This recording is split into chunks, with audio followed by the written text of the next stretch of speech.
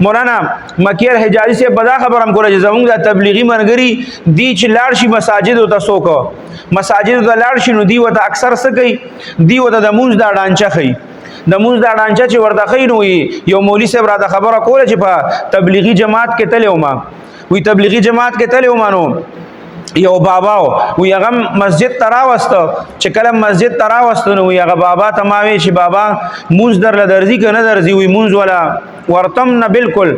وی ما ته چې راشه د مونږ د ډانچه خو به تو خیمه کنه وی د مونږ د ډانچه می وته خو تقریبا غنټه نیمه لګیا او ما چې ما ته دا داسې قیام بداسې کې بیا به رکوع داسې کې بیا به سجده داسې کې بیا به تحیات شکل باندې داسې کینی او داسې دونه رکعات به کې دی ټیم به دومره پیری دا داسې کې د سحر به سلور رکعات کې مسبخین به لس او داسې ټول رکعاتونه د هر موز می وته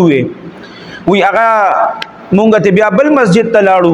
و چې بل مسجد ته لاړو وی مونږه بل ورځ چې دینو مونږ چیرې د زوړ مسجد والا خیر خبر واخلو کم چې کار کړي کسمرګری چې د مسجد ته راولو وی چې لاړم هغه بابا چې څنګه ولیدم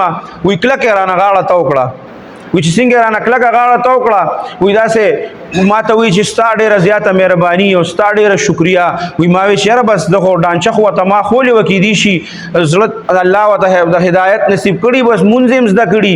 او مونږ شروع کړي او الله وته دغه د وجنه سکار یو داسې و چې نکید یا وته د الله دغه پیدي خولي زکه زمانه دون کلک غاړه تا وکړه وی ما ته وی چې ستا ډېره زیاته مننه وی ما ته وی چې ولې ما چې ځان خو ته پیګم کنه وی ما ته وی چې هغه کم ورزش تا ما ته خول یو غنا کم ورزش نو زما د ډیر عمر نه د اخیټه چې کومونو زما با غټ او دسمات نه کیدو زما د ګیس مسله و زما د خېټه نه به ګیس نه وته هغه کم ورزش تا ما ته 15 ټایمو لپاره خول هغه ورزش چې می شروع کړی د خېټه هغه مسله به مکمل ختم شوه دا او مکمل هغه حل شوه دا نو باز تبلیغی مرګري زمونږ شي هغه خدای دې د وجنه مرګرو ته ډانچو خو یو هغه ته په الله اجر ورکی ثواب خو هغه کم چې کسې چې زده کوي یا کم کس دغه نو هغه اکثر پکې د دنیا سوچ کوي نو هغه غریب چې کومونو هغه ویری دای ما ته ورزش خولې دي نو مولانا